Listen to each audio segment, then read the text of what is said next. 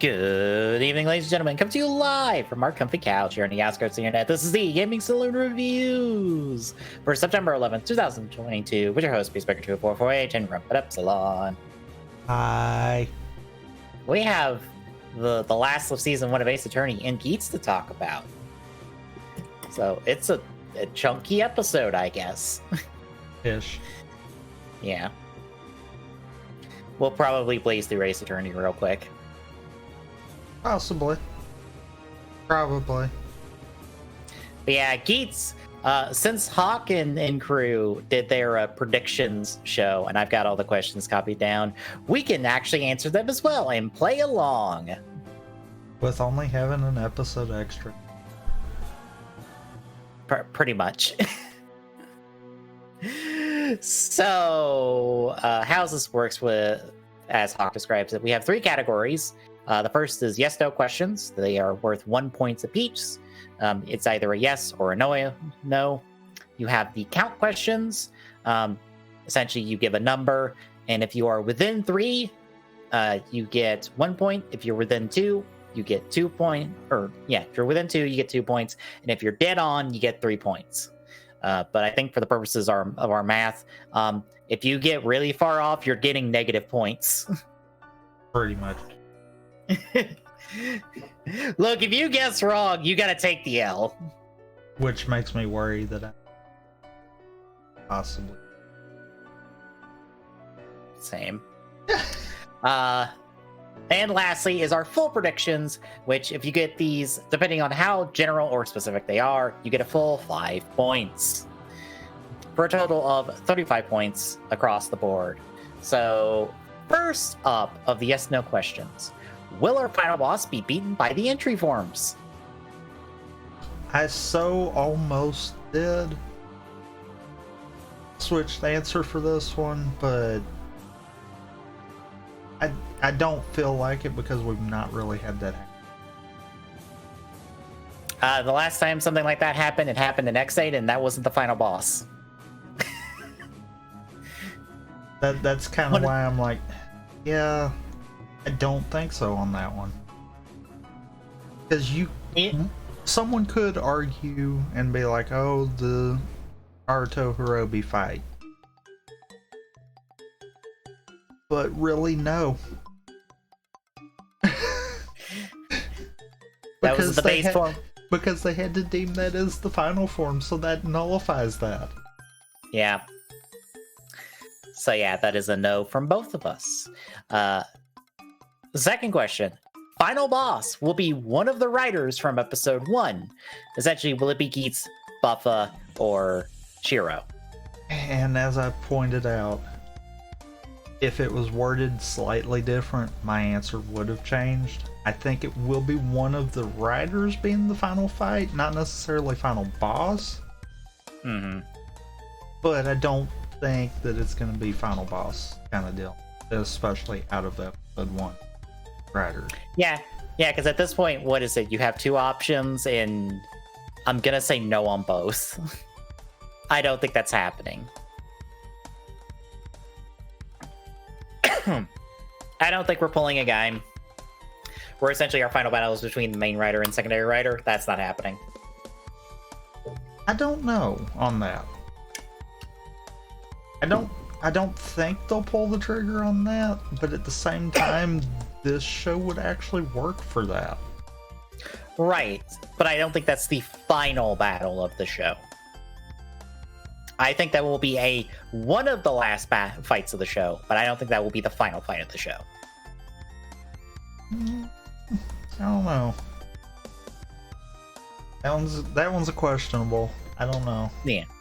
Yeah.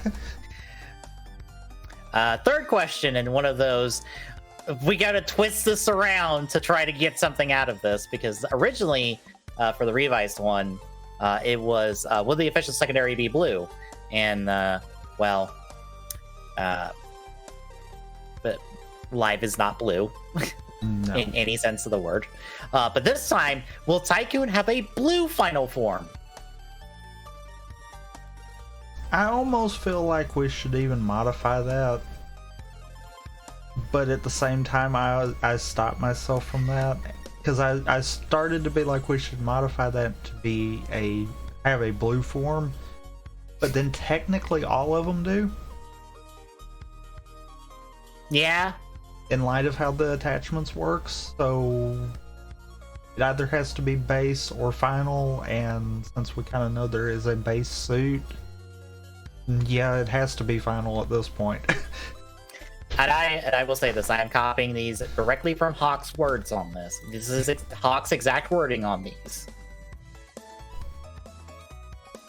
But Part yeah. of me kind of feels like it's smarter to specifically name a rider instead of just say, will the secondary have a blue final form? Because, let's be fair, we were taking it in that sense for Revice, then the answer would be yes. Yeah. Yeah.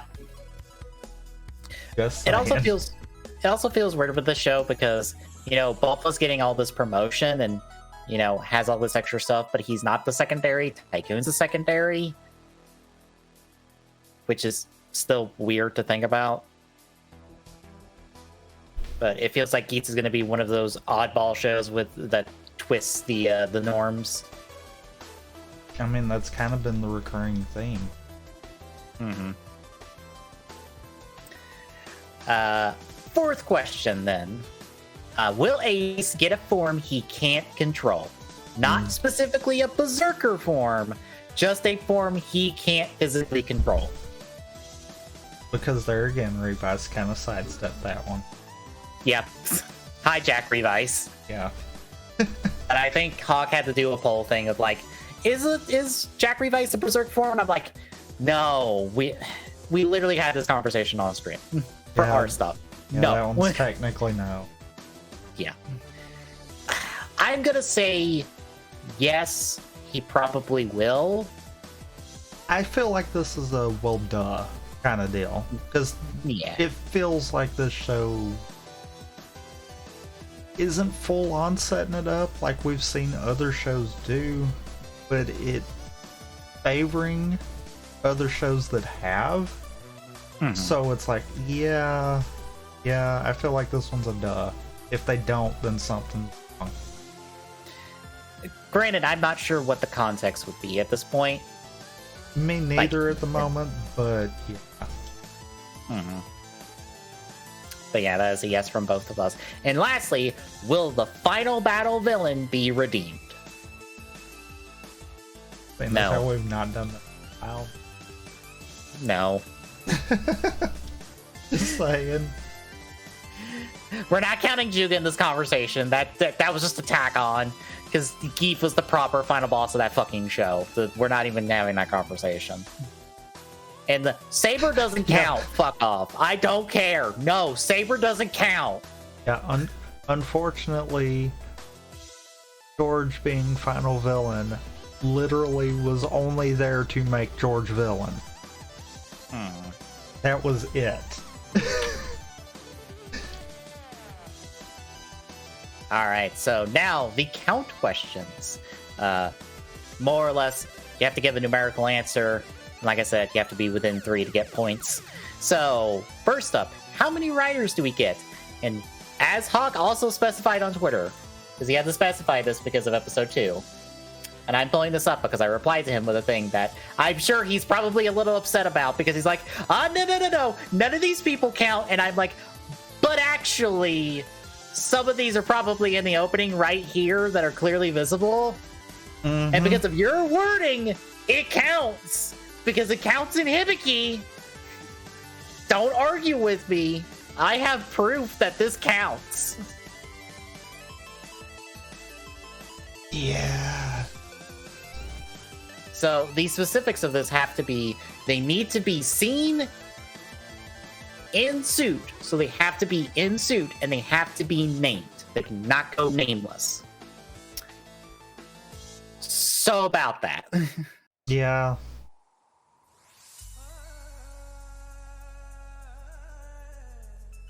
I'm at the... This gets back to the statement I made before about until the show proves otherwise, we have to assume them dead. But at the same time, I also foresee like a mid-show, they all get a chance to come back and challenge the writers. Mm-hmm.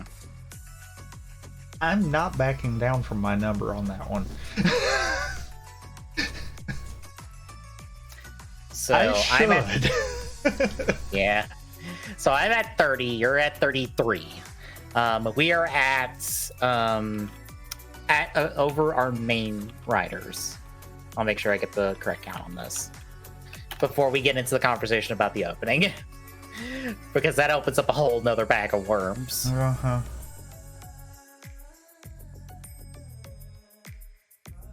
We're at 8 already. And bear in mind, that is 8. And those are the proper, we have seen transform and all that hoopla. This doesn't count these background opening characters. Would you care to guess how many people are in that one background in that one shot of the opening? How many? 17. I believe. I'll double check the count here real quick. I mean, that does not surprise me. Actually, I think it's about 19. There's a reason why I'm not backing down. Even Which, though to be I honest, probably should. Which, honestly, in reality, it probably is 20. Because I believe it is, 6? We had 6 writers before we lost one this week. Yep. And there was 26 names on that scoreboard. Mm-hmm. Or there's 26 people on the scoreboard. So there should be 20 people. Because, bear in mind, this is a very blurry shot. So some of the people I think are blending together. But I think we're officially at 26 because all of these people have names. And we have them in suit in the opening.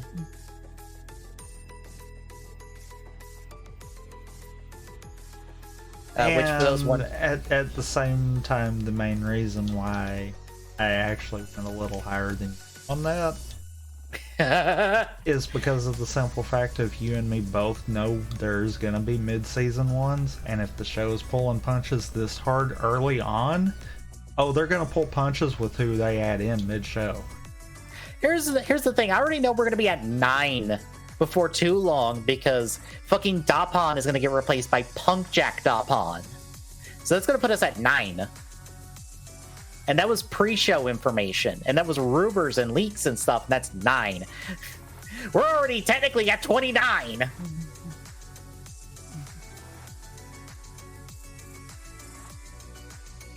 I think technically. Yeah, we're technically already at 29, which means I'm already, riding the line. Which, by the way, there is the list of names that someone compiled, so you don't have to, try to squint and figure out who the hell all these people are.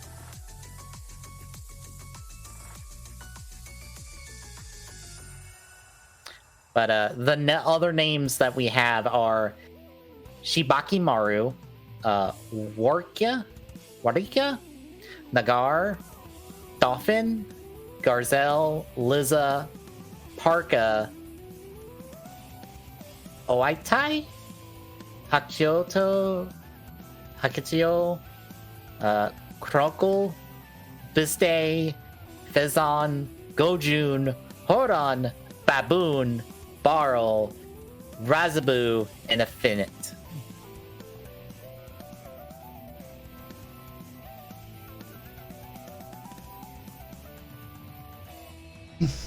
Yep. And also, wait. You do realize all we have to do is see them in suit. Right, but we've already seen them in suit, technically. I mean, if we only count in show, all we have to do is see them in suit. Right. Even a blink and you miss it, see them in suit would count. Right. Because they are all named. Right, but here's the thing. Hibiki has writers that are only in the second opening of the show. And they are officially counted as a part of Hibiki.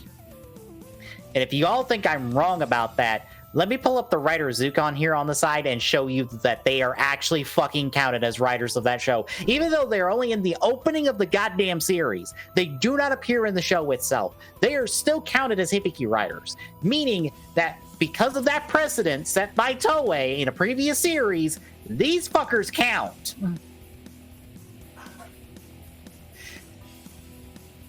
That is why I'm just like, these guys probably count and they're them. The only reason they probably don't officially count is because we don't know if it's this 20 or a different 20.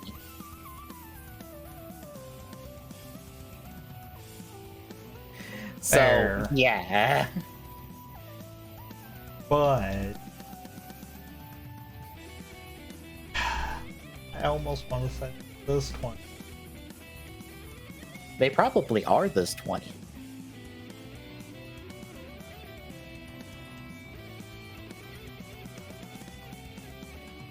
So yeah, that is where we're currently standing. And also I saw in the tweet where Hawk was just like, no, they don't count. And then the other three people from the stream were just like, I want to change my number. Hawk is like denied on all three. And then I reply separately, by the way, we did see them in suit. We saw 20 writers of some kind in suit, and we have these names. 2 + 2 equals, we're at far more. I forgot what numbers they said, but yeah. Mm-hmm. Don't think you're at a technicality field yet, Hawk and crew. You don't, not yet. But next up, how many drivers do we get?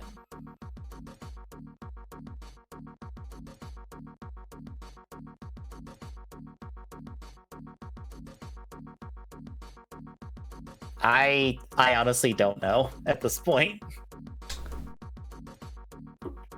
Here's the problem that I'm running in.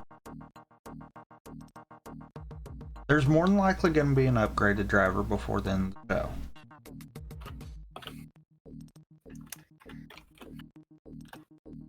The question is, do we count the ID cores as their own individuals? The ID cores do not count as individual drivers. Because it is still the desired. But can they come back out of the driver after they've been inserted the first time? That I don't know, but it is still just the desired driver in general. That is not a separate driver with the ID core inserted. Because even the desired driver doesn't even know what fucking ID core you've inserted into the damn thing. Okay.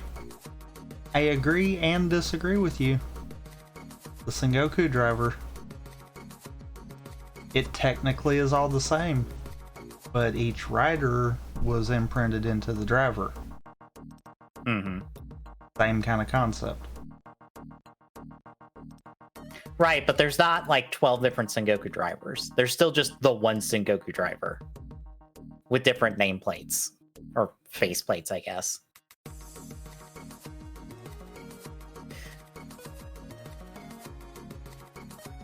I guess it more comes down to, are we treating the drivers separate regardless of who can use them?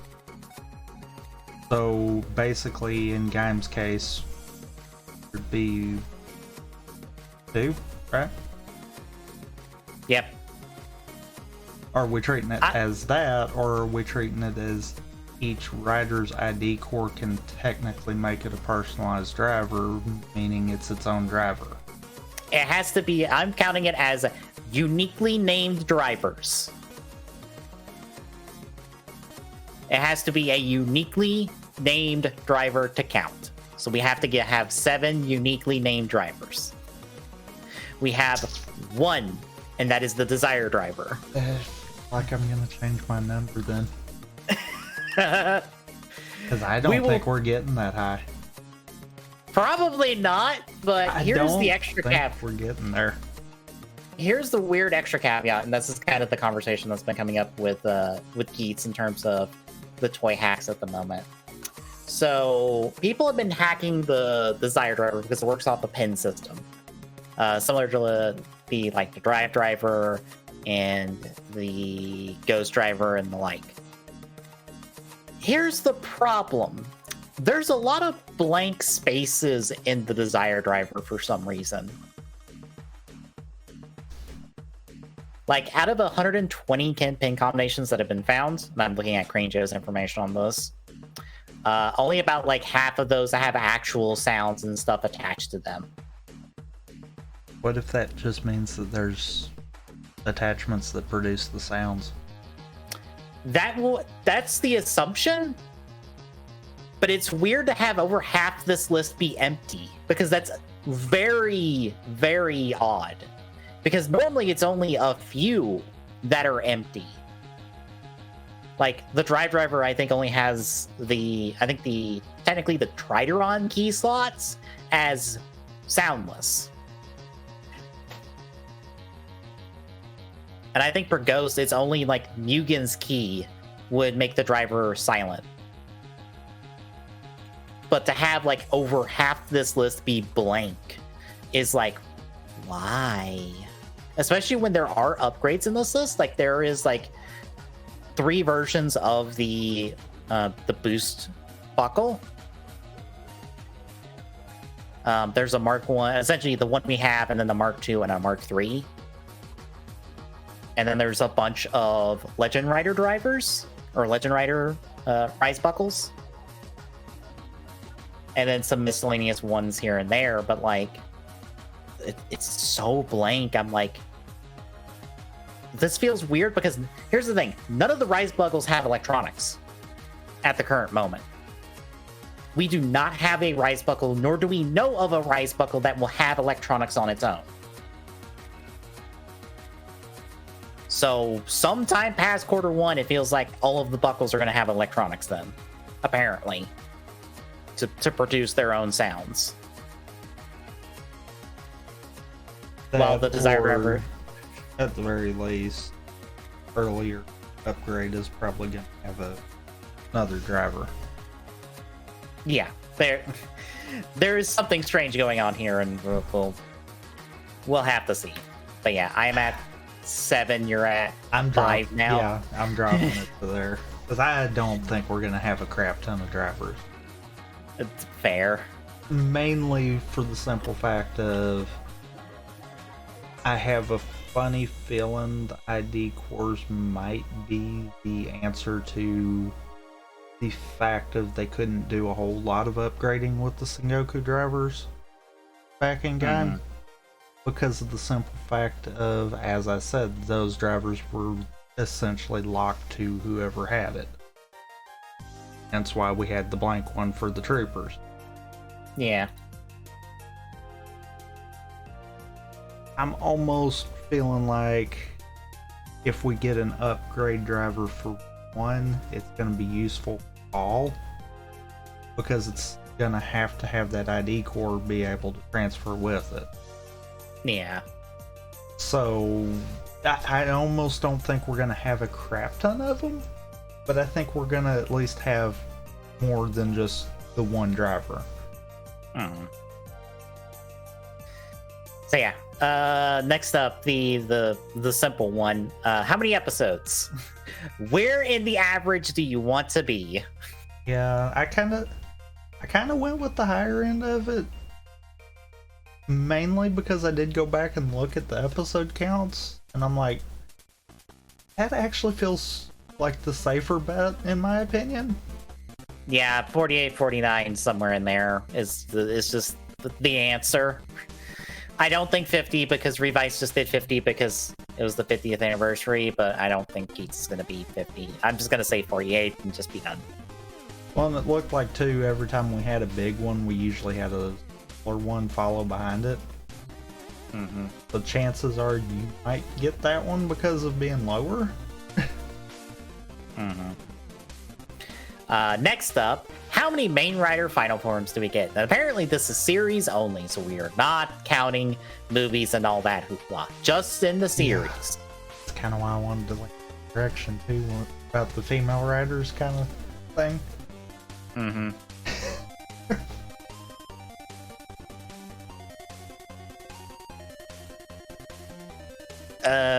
I said 2, you said 3. Here's the thing, it got brought up in Hawkstream, and I kind of agree with it, and why I would put down 2. The revolve on gimmick. Hey Charizard, how's it going? We're talking Geats at the moment. You know the main reason why I went with 3? Why? Because I have a funny feeling that we've not gotten out of the water of reuse the base form as the final form. I get the funny feeling we'll have a true final form that can utilize the revolve gimmick. And then what is classified as the official final form, which is the base form. Fair. Aw, Charizard's not the biggest fan of Geats. It's fair. It is a very... How do I put this? There's a lot not said to us in these 2 episodes, so it's hard to get a good grasp on the show at the moment. I'll be the first one to be like, if it's because of Ace, I completely get it. I feel like I want to hate him. Yep. I feel like I want to hate him, but at the same time, I kind of can't. He is a grade A dickhead, and there's a reason why there's the shot in the opening. I'm like, please let this happen. Please let this happen. Please this happen. I need this to happen.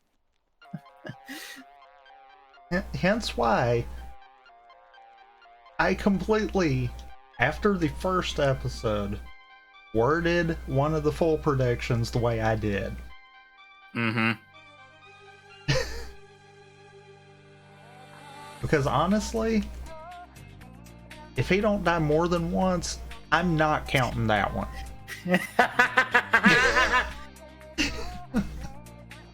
I assume the point is that right now Tycoon is kind of our viewpoint character of the series, so he is more main character than Dickhead Geats at the moment. Even though 90% of the opening is Geats. I don't think I have seen an opening that is a multi-writer show that has been so heavily leaning on a single character. Yeah. I'm like, damn. It feels weird. Yeah. I'm just saying, if we fumble Geats' character, you've destroyed the show at that point. Because you are leaning heavily on people being invested in Geats as a character in all of his deal. If people are not invested, you've lost them minute 1 of this show. That's part of the reason why I'm kind of hoping there's more than what we've been able to see kind of deal. Yeah.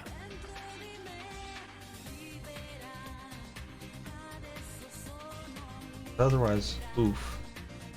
Yeah. But yeah, I think the revolve.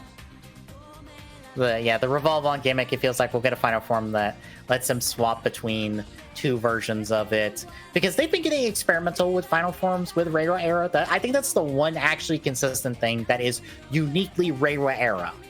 Is they've been experimental with what a final form is. Because 0-1... Well, if you get past Saber. Right. Because they kind of decided to play copycat. Right. But at least with 0-1, the final form was a brand new identity that is separate from 0-1, and apparently Izu has just co-opted it as her writer identity now. Arguably because they still want Realizing Hopper to be final form. Just saying. Granted that, or they just don't want to put in the budget to give Izu her own writer form. That one. Yeah. I hope it's that one at least. Also, yes, I do like the concept that the forms are universal, and Soto is really playing with that because they're like, yeah, no, you can pass these arms around to anybody, except probably the female bodies because it's going to look weird. But, meh. Anyway. Saber, yeah, it's Brave Dragon reprinted.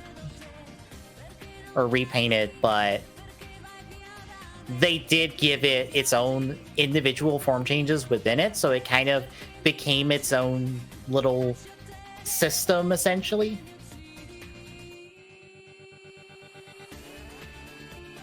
I don't know if Geets can only Geets is the only one who can use boost. It seems like he's the only one who wants to use boost at the moment. Is the thing. Yeah. Granted, this is me with Soto information where I've seen Tycoon in Magnum Boost form because you can swap those parts around to give him Magnum Boost.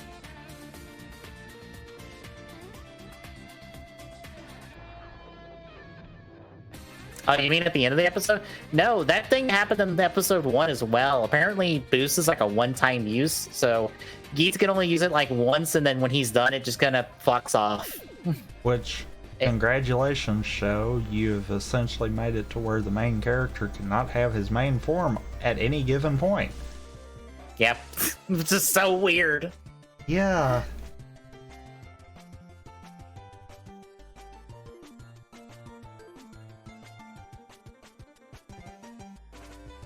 But yeah, that with Revice we had essentially two main writers, and while they shared a final form, they could be separate and they can transform on their own independently without the need of the other for the final form. Or without the need of the other one being in the final form. Which, granted, having two main writers essentially as two separate people was experimental in itself, but you get the idea.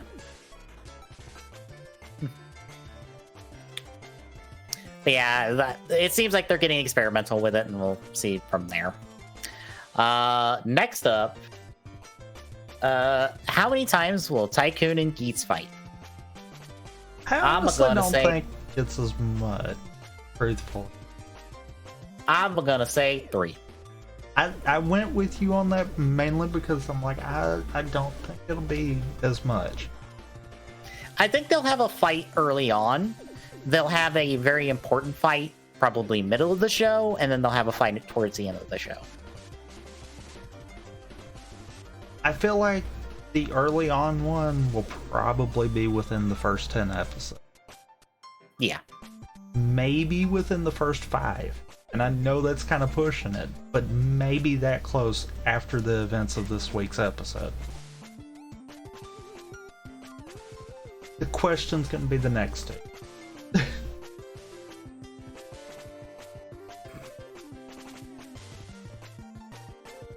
Because there's going to be a point where it won't matter anymore on if they have any arguments. And I know we're not at that point right yet.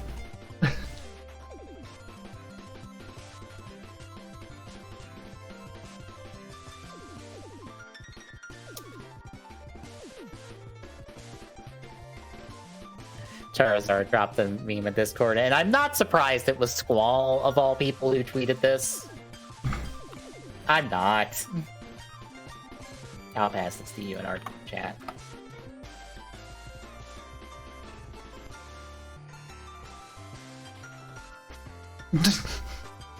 I'm not surprised. Because I saw that and I'm like, who tweeted this? Squall. Yep, that sounds about right. That's... Yep. Yep. Oh, God. Also, that is an old man joke. That is such an old man joke. Fair. Oh no, that one's fine. That's a very, very, very old joke from... Fuck, I don't even know what it is at this point. It's some old movie of some kind, so it's fine. Anywho. Last account question. How many main cast deaths do we get in this show? So we're at 2. Yeah. And I said 12.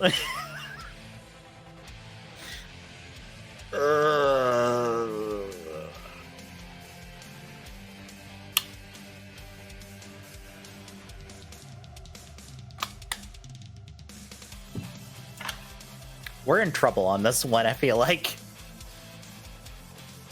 Yes and no.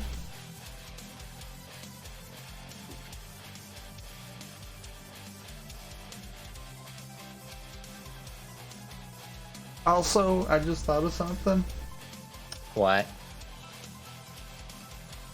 We're counting the 26 riders. Then technically, doesn't that mean we should really rethink our numbers there? Probably.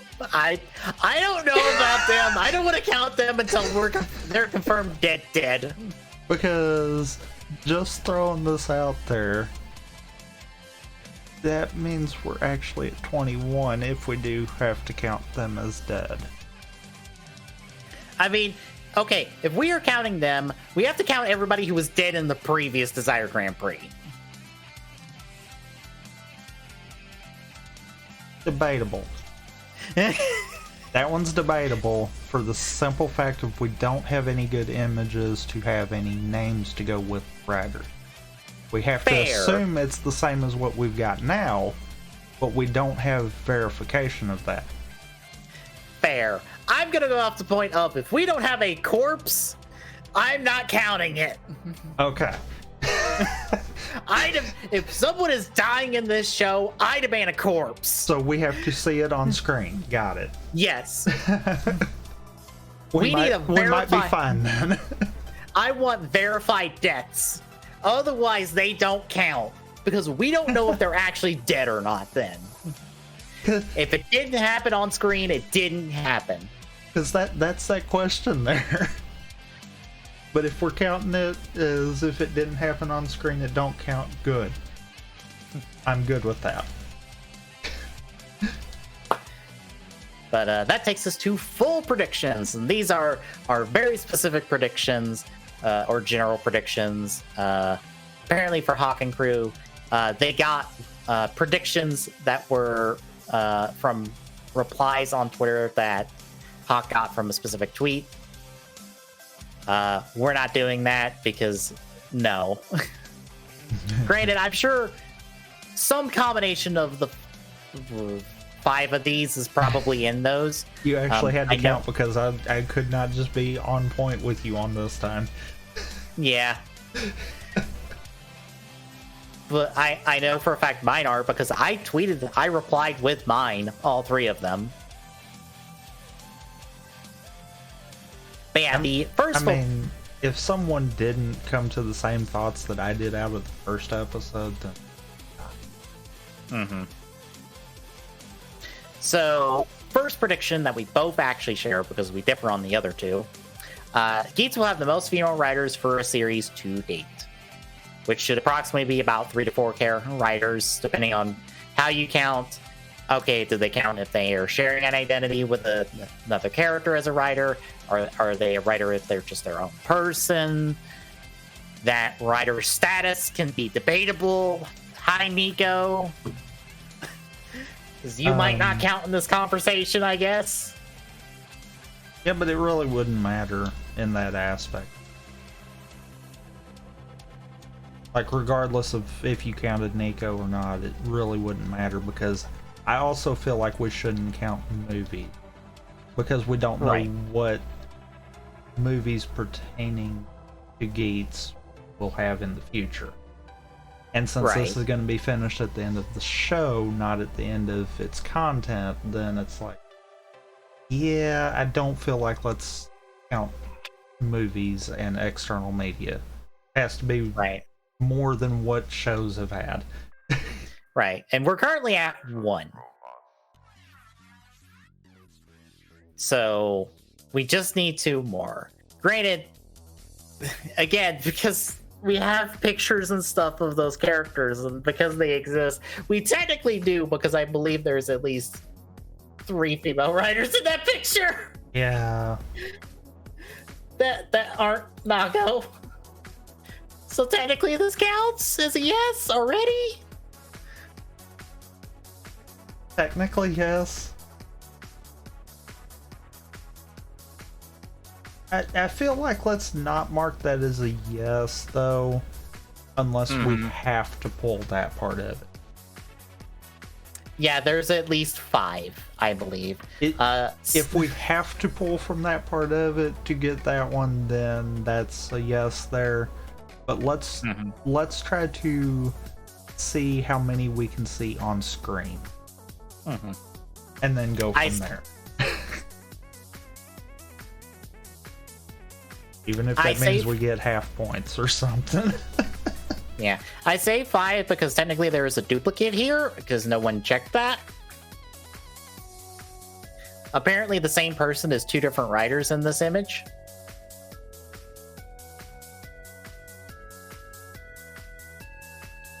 Yeah, I didn't realize it until someone pointed it out. Nope. Granted, I believe those are 2 different people in those pictures, I believe. I think it's just a repeated name. Actually, yes, it's just a repeated English name because that kanji, katakana, hiragana, whatever it is different between those 2 characters. Well, so it is just a repeated English name. Someone forgot to proofread. Yeah. But yeah, if we took it off this image, we're at like 6, so we're well past that point, but not yet. We're gonna see how the show plays out. Like, I want us to have more or less a full squad of female writers, and they all, I don't know, at least get to do stuff. But I'm also like, we've already murdered 2 writers in this show not long after they showed up. I'm not expecting a more female writers to show up, be more or less either in an entry form or in one of the armed forms, and not die in the same episode. Yeah, full on see that happening. But I can see us at the very least, if we can get the representation there, then I guess that's fine. Mm-hmm. I think we'll at least get another female writer who is important, but I don't expect more than just those 2 at this point. So that is the double-edged sword of the prediction. So my second prediction was that Geets will not win the current Desire Grand Prix. My entire reasoning with this is, why do we have him win again? Because the only way that I could see him winning again is if it actually goes into what I put in for the third one. Yes. That is the only coin flip to that. And actually, you know what? Because of that, I'm gonna do something. I am actually gonna invert those, so those will be right on par. Okay. But I say this because, well, they already said in episode 1 that the Desire Grand Prix that we had at episode 1 lasted 6 months. 6 months is about halfway through the show. What is a good way of shaking up the status quo of the show halfway through? Let's see, have someone else that isn't Geets win the Desire Grand Prix. Specifically, someone more villainous. That way, we give Ace a loss. Because I think that's how we really challenge him as a character. Because the writers and producers have already talked about how Ace is supposed to be a completed character as we see him, as we are introduced to him in episode 1. So there's not a whole lot of development they plan to do with him.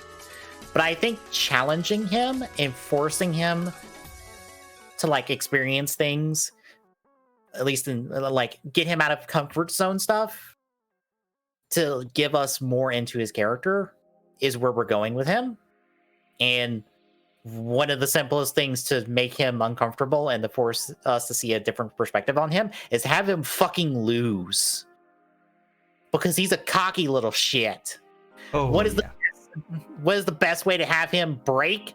Have him lose, and lose terribly. And that's one of those, after I saw yours, I'm like, yeah, I actually can see that one happening. But I also kind of had a couple ideas too, so I was like, you know what, I'm going with mine. I foresee that actually working. The only way I don't foresee that happening is if this one lasts more than 6 months. Yeah, considering we're down to 5 writers already, it's probably not lasting that much longer. That's kind of what I'm thinking. Like, going out of episode 1, I would have been like, I could see that happening, but maybe not. Coming out of episode 2, yeah, this one's not going to be the entire season. Mm-hmm.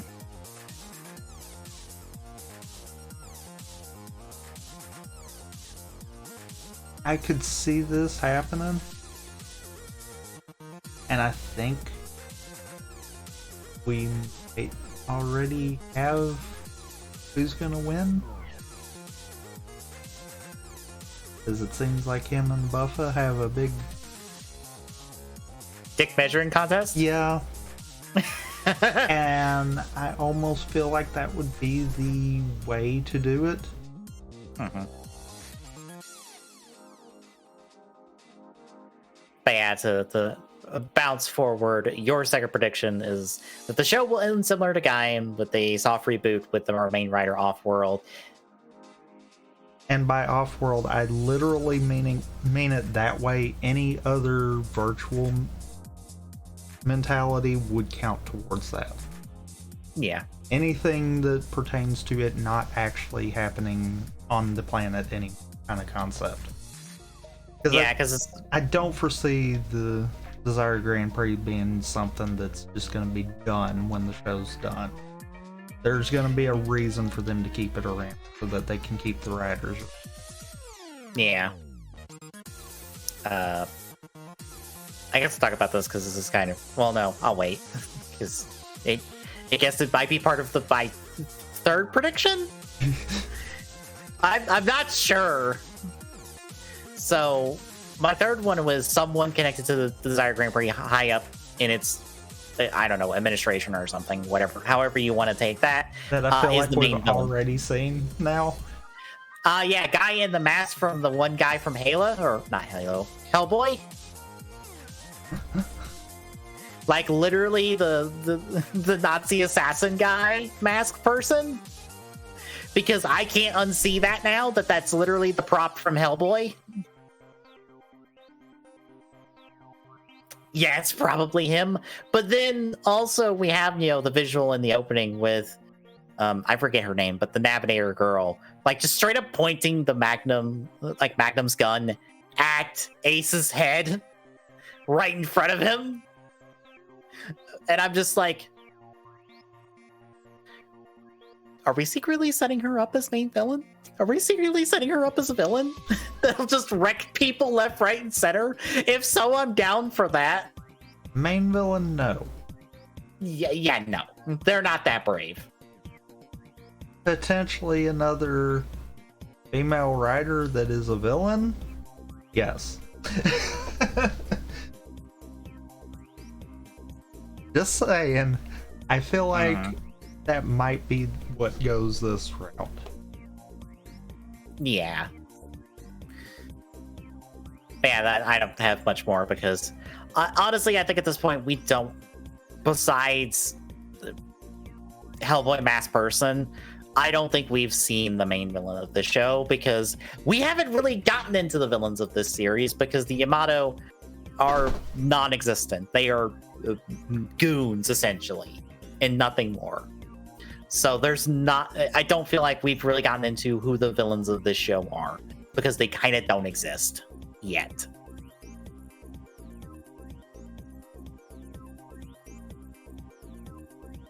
Unless you want to count the Desire Grand Prix in of itself. And I mean, I do have to agree with the statement there. We have not. Yeah. But your last one, Geets has taken a death at least once. At least one. Like I said, I feel like I am not gonna allow that to be counted unless he dies more than once. But yeah.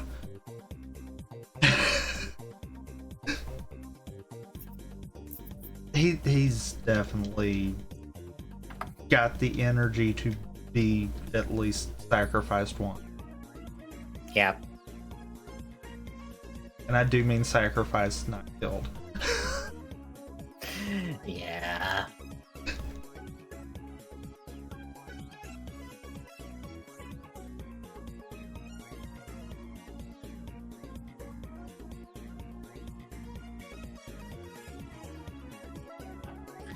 Yeah, that is our playing along with Hawks predictions game. We'll see how we turn out this time. We were pretty much on point with Squall with Revice.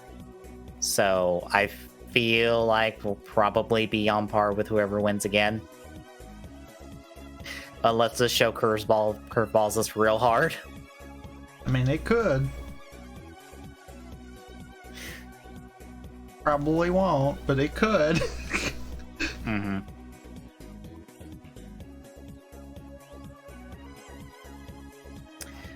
Any other thoughts on Keats from this past week besides as I was reminded on Twitter on Discord.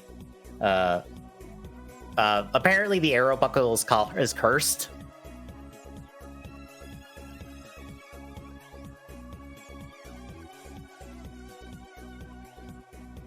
Fair. I'm just waiting for a third person to get it and die. I'm just like, why do people keep slamming this in the driver? Stop it.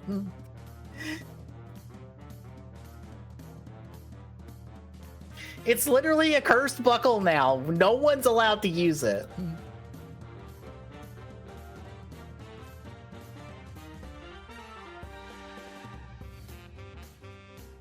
Yeah, shall we move on to Ace Attorney?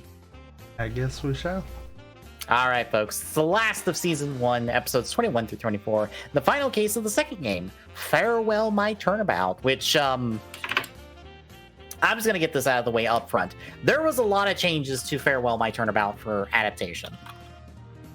For all intents and purposes, Will's powers from the second case from the first game pretty much doesn't exist. He's only here as a cameo at best. Whereas in the game, he's kind of an important witness and all that. Lada is completely replaced by Larry for some reason.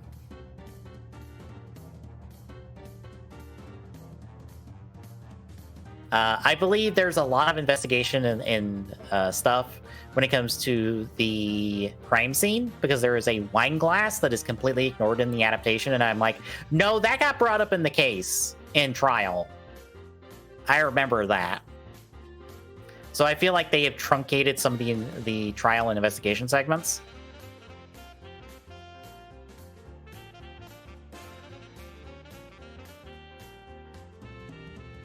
And then also some stuff at the end that we'll get to once we're done.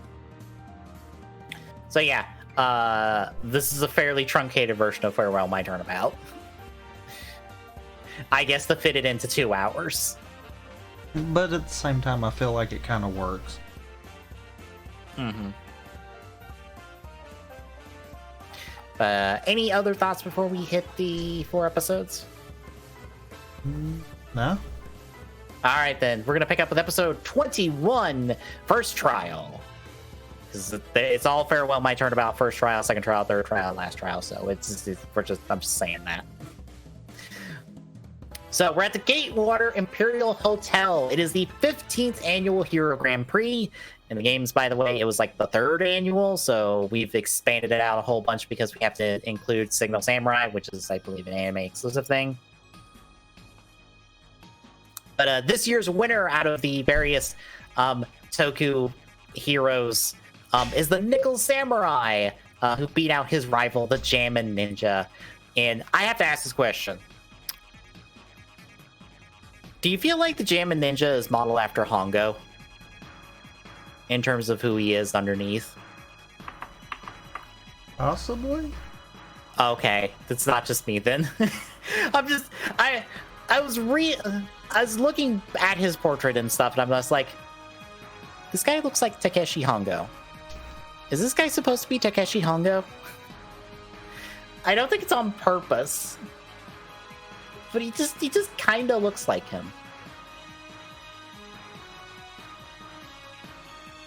But Phoenix and Gain, specifically Phoenix, Maya, Pearls, and accompanying Will Powers are in attendance to see the event. Larry is also here to be a photographer, and like I said, he's replaced Lada in this case because Larry needs to be here to do nothing. I guess. Larry doesn't contribute a whole lot to this entire case, so I don't know why we replaced him with Lotta. Or replaced Lotta with him. Yeah, that's a very good question. But Matt Ingard, who is the person who plays the Nickel Samurai, is taking a nap in his room before a stage show that he'll be doing with, I believe, Jam Ninja and some of the other heroes. And it will be followed by some sort of press conference with him where he will confess something important. We also meet his manager. Actually, Matt Ingard's also, his Japanese name is Shingo Otoro. I forgot to mention that real quick. There's only like 4 names in here. Or 4 new names for us, thankfully. But yeah, we also meet his manager, Adrian Andrews, aka Kirio Kamiya. She also leaves him in his room at this point. As our gang is at the press conference waiting for it to happen, we get a call over the speakers saying that everyone needs to stay put under orders of the police and that the press conference has been canceled. So, finding out that the police are doing a thing, our team tries to go investigate. But guess who shows up but fucking Old Bag? Hi, Old Bag. So, she does her spiel. Will, in his one thing he does this entire time, distracts her so our gang can get away. But as they're exploring, Maya is called to the front desk to receive a phone call. And then she runs into a bellhop along the way, and he guides her to the front desk. You can probably see where this is going already. This is when we follow Phoenix and Pearl. They run into Larry and Gumshoe arguing, and that is where we find out that the Jammin' Ninja, Juan Cordia, aka Isao Fujimoto, has been murdered, and Matt is under arrest for it because evidence and the circumstance and the like. Also, Larry, who got a radio from the bellhop at some point, passes it to Phoenix, and that is when the kidnapper, Shelly the Killer, aka Saizumon Koroshiya, calls him to be like, by the way, I kidnapped your friend. I'm going to need you to get Matt a not guilty verdict in the trial. Otherwise, Maya disappears. Is that cool? That's cool. Okay, bye. So, we have upgraded Maya from being put on trial for murder to now being kidnapped and threatened to be murdered. For murder. Yes. I am, looking back, I am surprised the Faye siblings or the Faye kids are not traumatized to various degrees because of all the shit they go through. Yeah. Yeah.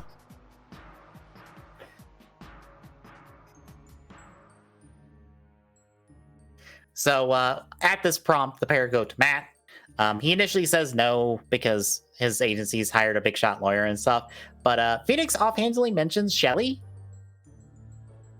And this gets Matt to agree. So they go to investigate the next day. And this is when we run into Adrian. We find out that she found Juan's body and it was in his room. Old Bag then drops by to take him off to the side to be like, Adrian is suspicious because she had some sort of relationship with Juan of some kind, and I forget the description for it, but Phoenix has to go like, I'm not Pearl, you're too young for this. Because remember, Pearl's like 12.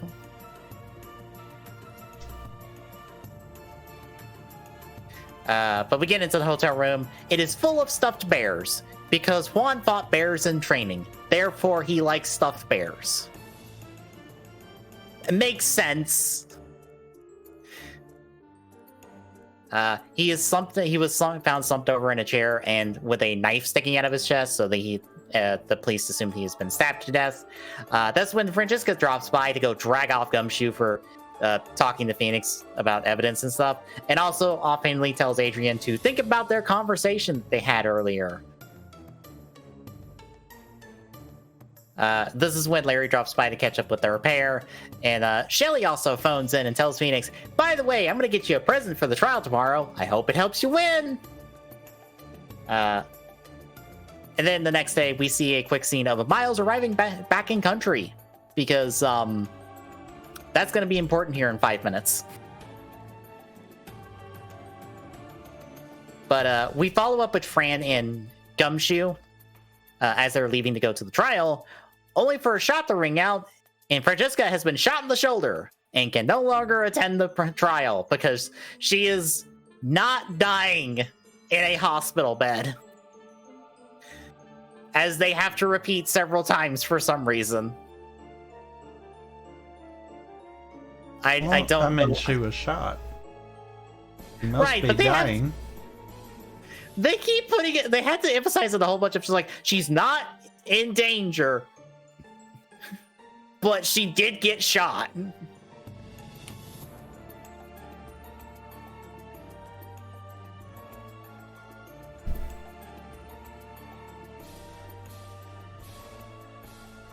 But yeah, Gumshoe goes and reports this to the courtroom, and everybody's in shock as Shelly also calls in to be like, do you enjoy my present? And Phoenix is like, why the fuck are you calling me in the middle of the courtroom about this? People can hear this! Except no one hears it. Yep. But this is when Miles barges into the courtroom being like, I'll take over the case because I read everything on the flight over. Well, the drive over, actually. So, Miles has taken over the prosecution, so it is Phoenix and Miles once more, and we end the episode with Maya locked up in the basement somewhere, and she has Phoenix's Signal Samurai keychain. So takes us to episode 22, Second Trial. We check in with Maya once more, see that she's huddled up with some snacks because she's got nothing better to do right now. Gumshoe takes the witness stand, giving us a breakdown of the case and stuff. We've updated our cause of death to strangulation because the knife was apparently inserted after he died for reasons we're not sure. And we'll find out about later. Yep. Matt's prints were on the knife, and that plus the rivalry that him and Juan had pretty much gives the police all the evidence they need to indict him. Phoenix then proceeds to point out when they say that the knife was procured elsewhere to show premeditated murder. The knife is actually from the hotel, so But then Miles is like, I knew that. It's the knife from Matt's room, making it even more apparent that he murdered him. Because Miles is on point this case. Old Bag is then called to the scene, saying that she saw Matt enter Juan's room and even stole Larry's camera to show such. And lo and behold, it's the exact same thing that happened in the case that introduced Old Bag, where she's like, it's Matt! And then the picture comes up and it's the Nickel Samurai costume. Therefore, we don't know if it's actually Matt or not.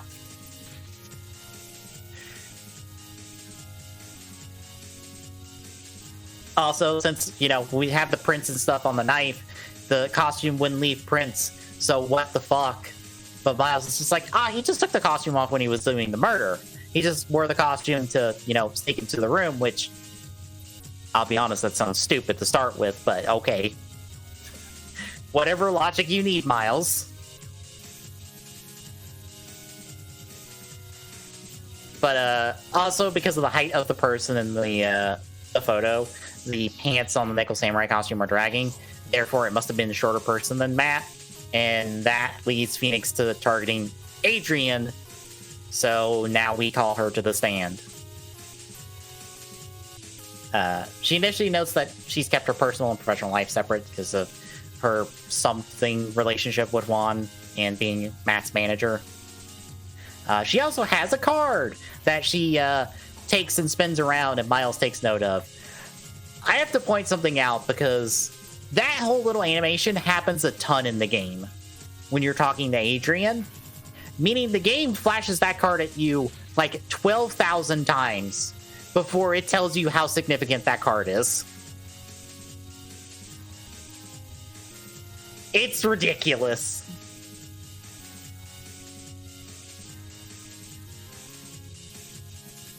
But this is when Adrian reveals that the whole confession thing that Matt didn't know about, for reference, forgot to mention that earlier, was planned by her and Juan, and she had the spare costume for Juan to step in so that Juan could confess a thing that would trash Matt's career.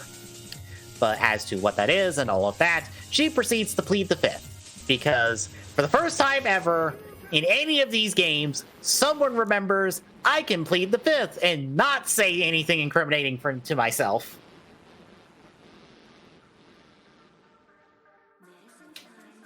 Yeah, but if more people remembered that, then where would be the game? Fair. But Phoenix tries to get more out of her, but it fails. And since we are at a standstill, the judges decided to call the trial for the day and, move us to a second day of trials. But Phoenix, who is on the verge of passing out, by the way, because we get a first-person point of view of him looking at the judge, and it's kind of like swirly and like hazy. And I'm trying to think if he actually passes out here in the game. He passes out in this case at some point, but I forgot where. Probably here. Yeah. But he's on the verge of passing out as he is desperately trying to find something to keep the trial going. And even Miles is surprised by how desperate he is, of like, dude, you get a second day, calm down. It's so no one's life's at stake, as Miles thinks. But the gavel falls, and we are moving the trial to another day. And as the courtroom empties and stuff, we're left with Pearl and Phoenix there, and they're both a bit broken up about this as Shelly calls in. Phoenix begs him for a second day, and that like, no, I'll win tomorrow. No, it's okay. Please don't do anything. And Shelly agrees, but he's got to win it this time or else. Matt then drops by with a key to his place saying, hey, can you feed my cat for me, by the way? That'd be nice. Thank you. We cut over to Miles at this point to see him talk to Adrian for a bit about the card and stuff. He ends up taking it as evidence because, again, Miles seems to recognize us, but for reasons we'll see in here in a second. He does catch up to Phoenix, and that's when he comes clean to Miles about, Maya being kidnapped, him being forced to take this case.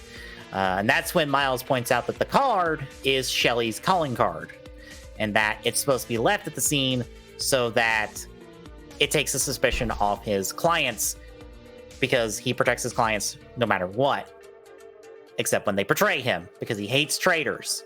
That's important for the end of this case. And gets brought up again before the end of this case. Yeah. But at this point, we check in with Maya. She actually finds a copy of this card in the basement she's locked up in, and she actually uses it to break out and explore the place she is in, that we will find out is a certain place later on. And by later on, you mean in 5 seconds. Pretty much. Which I don't think happens in the game. I think it's a lot more ambiguous on where she is, because we only see the one room, and we don't see any other room that she gets into. But when she gets out, she finds a room with a recording setup and a receiver. She ends up copying footage that was recorded on there and pocketing it. She also pockets a picture of Adrian's sister that I didn't write down the name of because I forgot if she got named in this case. She did. Okay, that's my fault. There's one more character I should have named, but I didn't. Oops. But she finds that, but then Shelly finds her and throws her back in the basement and locks her back up in there. This is when we catch up with Phoenix and Pearl as they head to Matt's mansion, and visually speaking, when they head into this one room, you realize as a viewer that this is where Maya is locked up in the basement, and they just don't realize it yet. Which, damn, that sucks. We also find out that Matt apparently has a butler. Spoilers, it's Shelly. Because no one thinks to question the weird stitching down the center of his face.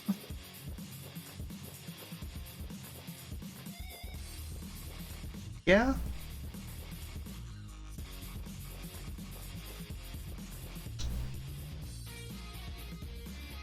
But yeah, the butler's like, I've got the cat handled.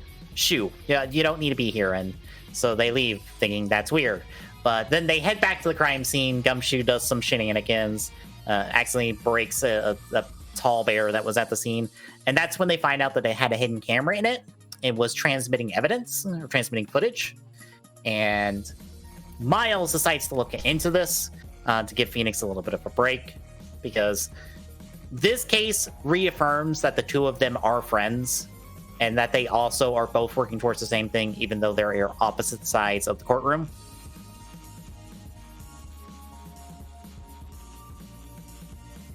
But Miles goes and investigates this, and Gumshoe drops it off later that day. And the results shock Phoenix, who immediately goes to Matt and talks to him and is like, this is your fucking camera. This is your fucking receiver. And this fucking bear that is in the person that was murdered at the hotel that you are currently arrested for. You need to come clean, sir. Did you hire Shelly the Killer to murder this person? And Matt at first declines. But in the one and only instance we see Cyclops in the anime, they break. And I believe it's the exact amount that breaks in the game. And that is when Matt reveals, yes, I'm the one who hired Shelly the Killer, and I am a total asshole. And that is where we end our second trial. So how do you feel halfway through Farewell? I actually, all the way until the end, forgot about Cyclops. Fair, because they are so de-emphasized in the show for some stupid reason. Yeah. And it makes me wonder why. I guess it's to not have the extra story thing of the Magatama and having to, like, explain that and work that into the narrative and stuff. Because that's an extra spinning plate they have to worry about, is like, okay, now we have to include the Cyclops scenes, but how do we do the Cyclops scenes? Because how all the Cyclops things are done is that Phoenix goes to them, uses the Magatama to see the Cyclops and stuff, and then just presents the evidence and arguments that breaks the Cyclops, and then we get the actual truth of the conversation. So in the anime, most of the time, it's just Phoenix presenting, you know, the evidence and arguments, and the person breaks and we move on. I feel like the reason the Cyclops aren't here is they're a gameplay mechanic rather than a story element. Yes and no. Yeah.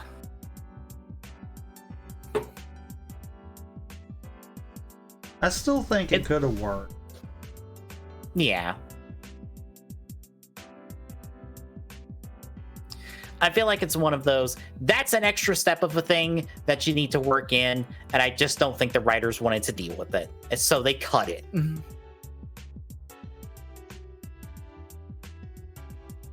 But yeah, also, I believe this is the one and only time Phoenix ever defends someone that is actually guilty of a crime.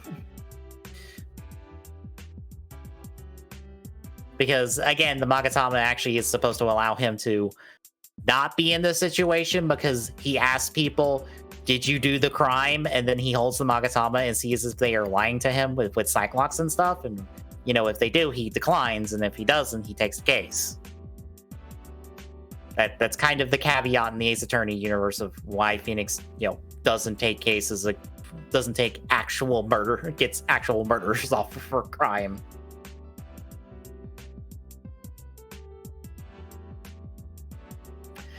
But any other thoughts before we move on to the back half? No. All right, then. We'll move on to episode 23, Third Trial.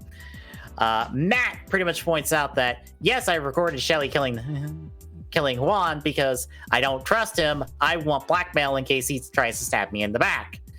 Metaphorically, not literally. Well, I mean, that'll change by the end of these episodes. Yep. And then he goes on to tell Phoenix, do your job or else. So Miles and Phoenix catch up in Miles' office, and Miles more or less lays down what happened to him. He went on a journey to find himself and more or less figured out I want to chase the truth. I want to find the truth in the cases, regardless of if I win or lose, because that is more important than winning or losing. And you, Phoenix, need to figure out if that's what you want to do or not. Because you did, but now you are in a position where you can't. So are you truly committed to that ideal?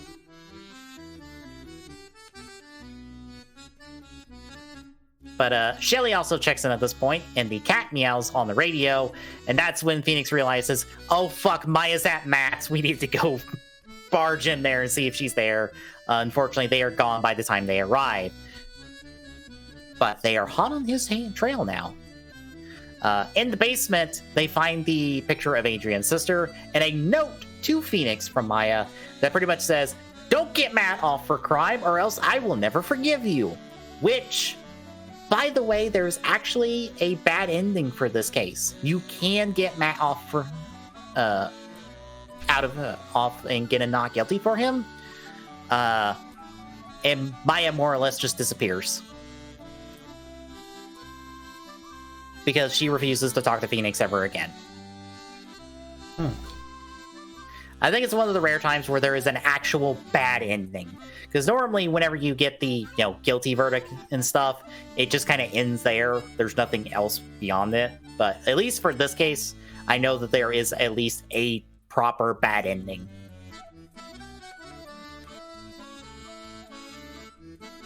But Gumshoe is on the hunt for Shelly as Phoenix and Miles begin prep for day 2. Miles puts the calling card into evidence and more or less postures the question of who hired Shelly.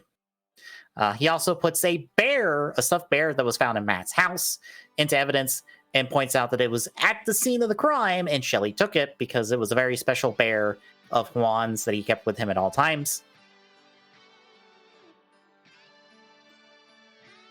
This is when Adrian is called in for the nature of the bear, and we get a quick recess to check in with Maya and see that she's tied up somewhere in some office near a very big circus, actually, because you can see the big top in there. But Adrian is brought in, and as this is happening, we get a team up of the Fays as more or less Maya communicates to Mia details of where she's at, and Mia proceeds to communicate those. So, well, Pearl summons Mia so she can communicate those to Phoenix and by extension Gumshoe, which puts them within I think it was like a 100-meter radius of where Maya is. I actually think it narrows it down just to the building, because Gumshoe marked it on the map. Right, because it was a 100-meter radius because of the big top, but then it was a specific location because she saw the red mailbox that gave a specific location. Because Gumshoe is a good guy. He's very dumb, but he's good. Is the dumb good? Yep. Or the good dumb. Mm-hmm. But at this point, Mia also sticks around to help out with the case and stuff since, my sister is currently being held hostage. Maybe I need to stick around to make sure this goes well. I would like to not meet her, on the other side. Back in court, Adrian takes a stand, and Miles ends up getting her to forego pleading the fifth and actually talk about what's going on. This is when we find out that her sister had a relationship with Matt for some time, but then Matt blew her off because he didn't give a shit about her. So that hurt her a good bit, but she ended up falling in with Juan, and the two of them were dating, and, were happy together until shit came out that broke off their engagement. And when this happened, she committed suicide. And the suicide note was not found, but apparently Juan took it, and it's in the bear. And that is why Matt had Shelly take the bear, because it had the suicide note. Quick note, or I'll wait till we get to that part. We also find out that Adrian was the one that stabbed Juan's corpse because she wanted to implicate Matt in the crime. But that's all she did. At this point, Phoenix demands a writing analysis of the suicide note to make sure it's actually Adrian's sister. Miles agrees, so they can buy themselves another 30 minutes in this trial. I will note this. In the show, the results come back and it's actually her sister. In the game, actually, the suicide note is falsified. Juan actually wrote the suicide note. So there actually was no suicide note in the game. I don't know which is better in that scenario, if I'm being honest, because it's kind of a moot point by now. I mean, fair. But yeah, that's kind of another one of the big changes in this case.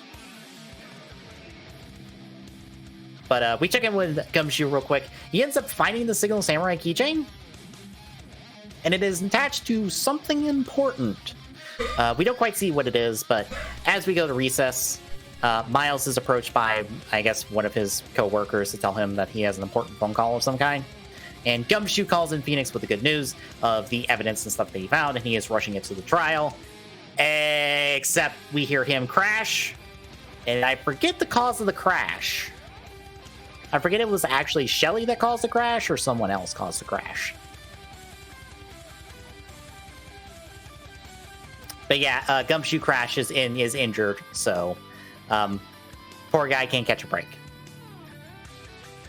But back in court, the note is confirmed legitimate, but before the judge can drop his verdict, Miles drops the bombshell that Shelly the killer will take the witness stand to confirm who his client is.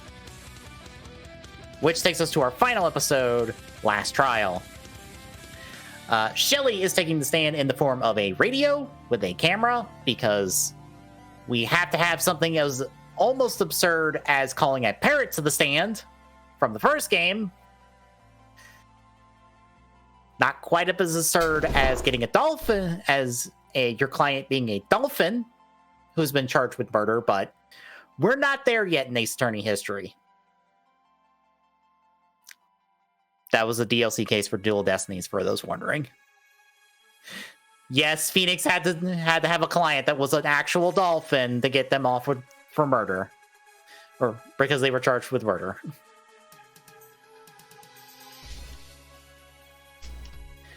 He also has Maya talk real quick to verify that it's actually him. And I do love how the judge is very confused by all of it, as Phoenix and Miles are just like, yep, no objections. Nope, this is actually Shelly the killer. We're moving on. We're not having this conversation, please. But Shelly names his client as Adrian, but misgenders her as a him, because Adrian's name is a bit ambiguous on the gender. I forget the actual word they use. Crap.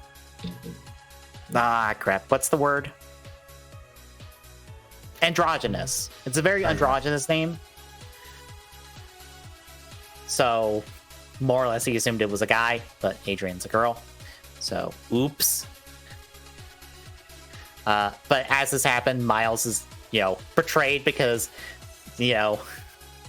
Shelly told him one thing on the phone, and now he's turning around and telling him another, which, honestly, Miles probably should have saw this coming.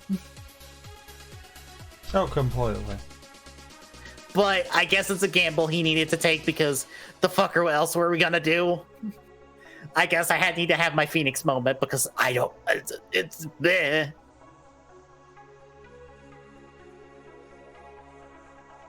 But Phoenix interrupts at this point to point out the contradiction of Shelly misgendering Adrian. But this causes Shelly to be like, why are you pointing out a contradiction? You're supposed to be helping me. Maybe I need to leave, and this causes Phoenix and Miles to be forced to back off. So Matt ends up going up to the stand to get his verdict of not guilty. But as this is happening, Phoenix is struggling on what to do, because if he fights to get Matt charged as guilty, he's going to lose Maya. But if he gets Matt off, Adrian's going to go to jail, because they're going to end up charging her. So between a rock and a hard place, Phoenix finds his resolve to push forward and get Matt charged for the crimes he committed. But before that happens, which I believe in the game, you actually get to decide what Phoenix gets to say in this situation, whether he says guilty or not guilty on what he believes. But here we're interrupted before, I presume Phoenix gets to say that Matt's guilty. Francesca drops by. Because in the game, she has a tracking device in Gumshoe's coat to keep track of where he is. But here, she was just listening to the police radio and heard Gumshoe got wrecked by something, so she went to go recover his stuff. So she recovered Gumshoe's jacket, and in that jacket was the final piece of evidence, which is the recording of the crime itself, and passes it to Phoenix. It's shown to the court, but the judge says it's completely unnecessary because we've kind of established everything that's in that video, so why are we having this conversation? But as Mia points out, the judge doesn't need to see this video. Shelly needs to see it.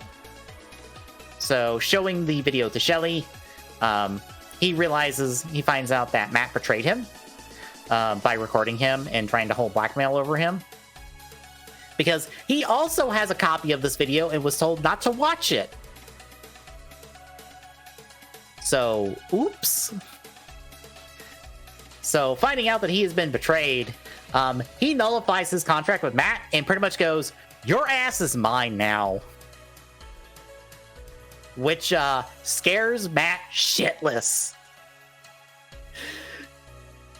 And I just love that at this point, both Phoenix and Miles are like, "You want your not guilty verdict now? You want to walk out the front door? You want to catch a cab? I hope the cab driver's not named Shelly." Because that might be a one-way trip for you. I hope you have fun, though.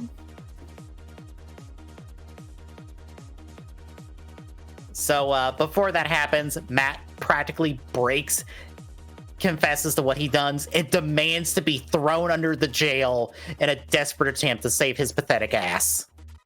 Like, don't just throw me in jail. Throw me under the jail, because it might save me from this man. It won't. He will break in the jail just to murder your ass and walk away. I'm pretty sure at this point.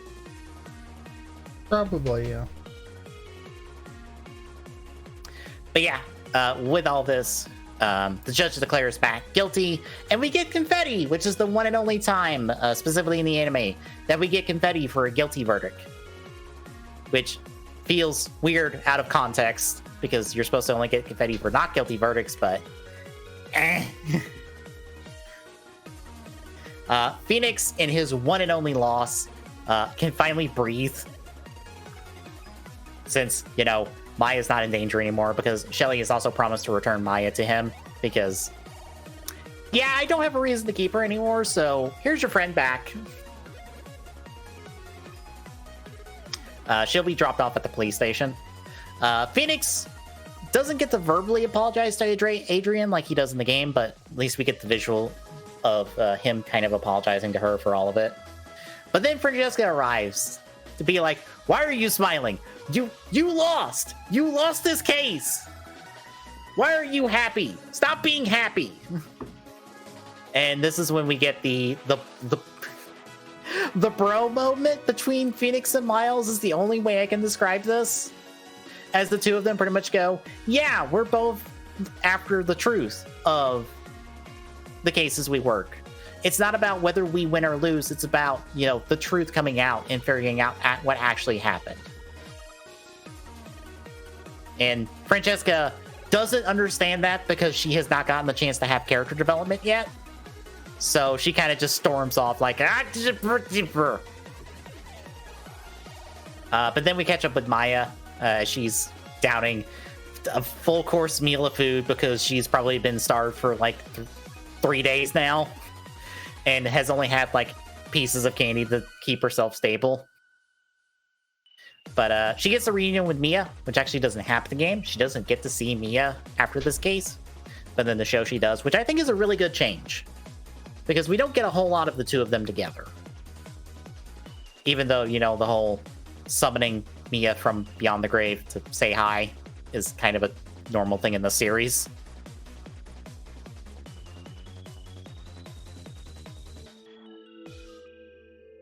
But yeah, we get a moment with them, then Maya gets a moment with Pearl. Happiness all around for a lot of them. Miles is not here because he's off to see Francesca as she leaves at the airport, hoping she'll find kind of the same answers he's ended up finding about himself. She does have a little bit of a breakdown about it, and it's like, I will come back and beat your butt in court. And Miles is like, we'll see. It's a little bit of a happy send-off. But we also see that Francesca kept the calling card that Maya found that she drew a picture of Phoenix on, and she says that she'll give that to Phoenix the next time they meet, which I'm trying to remember if she actually does that in the next game, because I don't think she actually does, which feels like something they forgot about for the third game.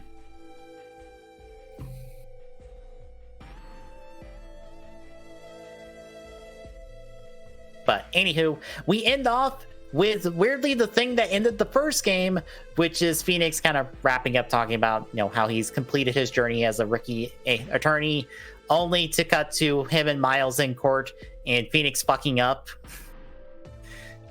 And both the judge and Miles being like, Phoenix, you want to try again? And much like the games, we end off with Phoenix saying objection. So that is Farewell My Turnabout. How do you feel about the case overall? I felt like, even though I knew this was one of them from the games, I almost felt like this was their own take on it. Yeah.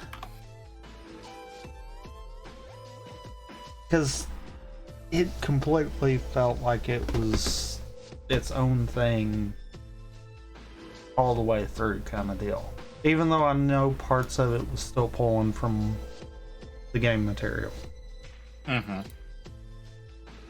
Could be a case of I don't feel like I remember the second game as much as I did the first one. To be fair, we also haven't hit the first case of the second game in general, so... I mean, fair. But it's one of those that kind of makes me wonder if I'd feel the same coming off the game kind of deal. Yeah. I do feel like this might be the best as far as being able to see what would happen when they take the horror part of the case and kind of do their own thing with it, though. Mm-hmm. Yeah, I like some of the changes they did with this, kind of like streamlining it, focusing it on the drama of, well, Maya's kidnapped and Phoenix has to defend a clearly asshole who committed crime and trying to find a way to, save Maya and also get this man thrown in jail. But again, it was just one of those situations for me where I'm like, I wish there was more to this than, yeah, this is all the stuff in the game. I wish you expanded upon this stuff more. The changes were nice, but I just wish there was more to it besides just the little things they've changed here and there. Which I think is just my overall feelings of season 1 of Ace Attorney in general, of I wish there was more to this. Fair. Granted, I'm also just thinking of like, maybe what I really want is an Ace Attorney show that is just, here is the unspoken cases from that we didn't get to see via the games. These are the in-between cases. Since I forget how long after the third game the events of Apollo Justice happen, because the events from kind of the beginning of Apollo Justice's story is kind of important. So I'm kind of curious, maybe we see some stuff from there, from before Apollo Justice happens, maybe stuff in between the games. It'd be nice, but yeah. Any other thoughts on Farewell My Turnabout? No. All right, then. Next week, we start season 2 of Ace Attorney because they did a second season that is the entire third game, plus the first case from the second game, which is the tutorial case, and then a anime exclusive case. Like a full anime exclusive case that is more than one episode.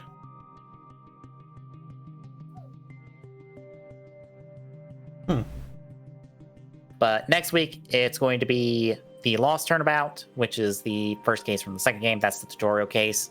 And then the Stolen Turnabout, which is the... I believe that is the first case from the third game. Or no, that is the second case from the third game. Because they moved the first case from the third game forward in the season a good bit because of relevance to the overall story of the third game, essentially. We'll get to that. But yeah, we'll get most of Stolen Turnabout. We unfortunately won't end off on... we won't get the final episode of Stolen Turnabout until the week after. Because there had to be 23 episodes instead of 24. Because for some godforsaken reason, Bridge to Turnabout had to be 7 goddamn episodes. By the way, you're more than welcome to change it, but I had rough figured it to where we might not have to break as many of them up. Oh, okay. It's in the schedule thing. Okay, let me look real quick, because I haven't looked at that just yet. I don't need the alphabet twice!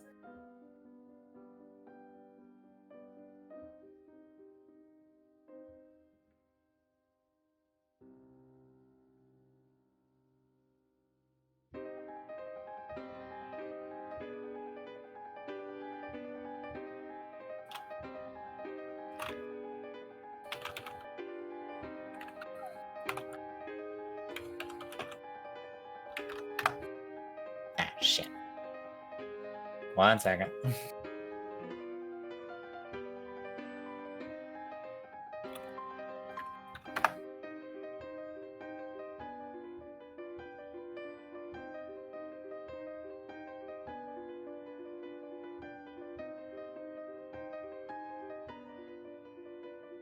Okay, so next week we're actually doing the first 5 episodes. So we will get Lost Turnabout and all of Stolen Turnabout because I'm dumb and don't check the schedule for things like this at times. When I decided to pull the trigger, I was like, you know what? Rather than us doing just the normal 4, since we keep hitting we stop in the middle. Yeah, I'm gonna actually take a look at this a little bit more.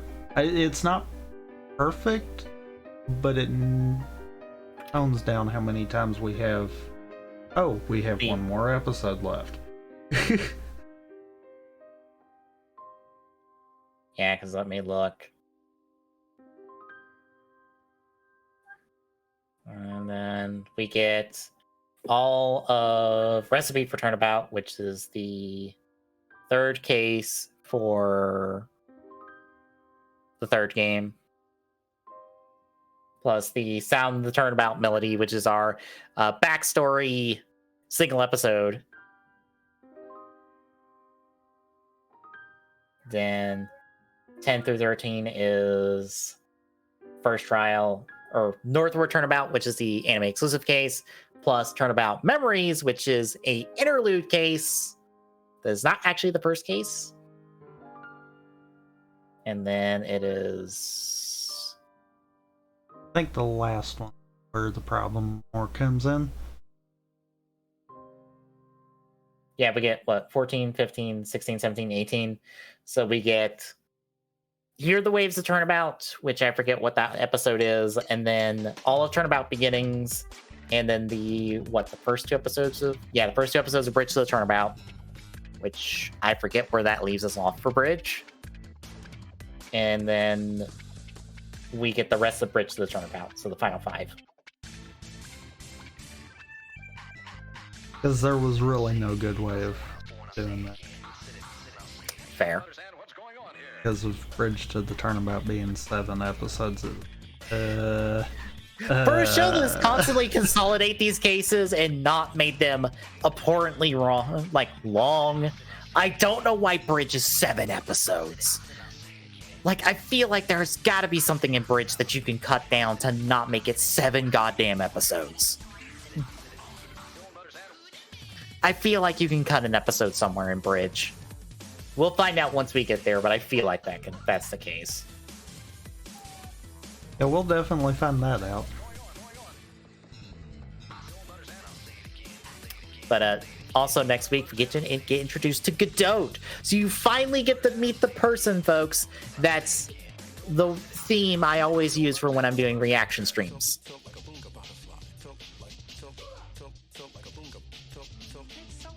Because Godot's theme is very good.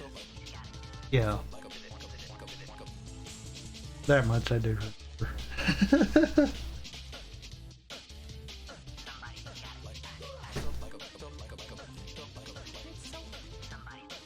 But between now and then, Thursday will be more Duels of the Roses. Friday will be more Star Citizen. Saturday will be a thing of some kind, because I don't think you have that settled just yet. I don't think you paid attention. I probably didn't, because I was busy looking at the other stuff. KH2 Randa. Yes, Saturday is KH2 Randa. We're gonna try the world version of Hitless that Spike and Hobbs have been doing.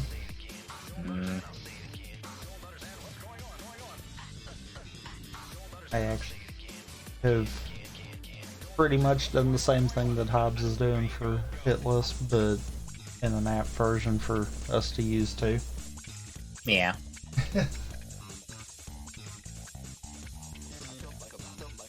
Which will take us back around to next Sunday, where we continue Ace Attorney. So if you like what you're seeing, folks, drop a follow. Really appreciate chipping away that go at Jesus on Twitter. Gets you updates of life. Next which point does go and check. It's just learning. Drop by, say hi. See you Thursday, folks.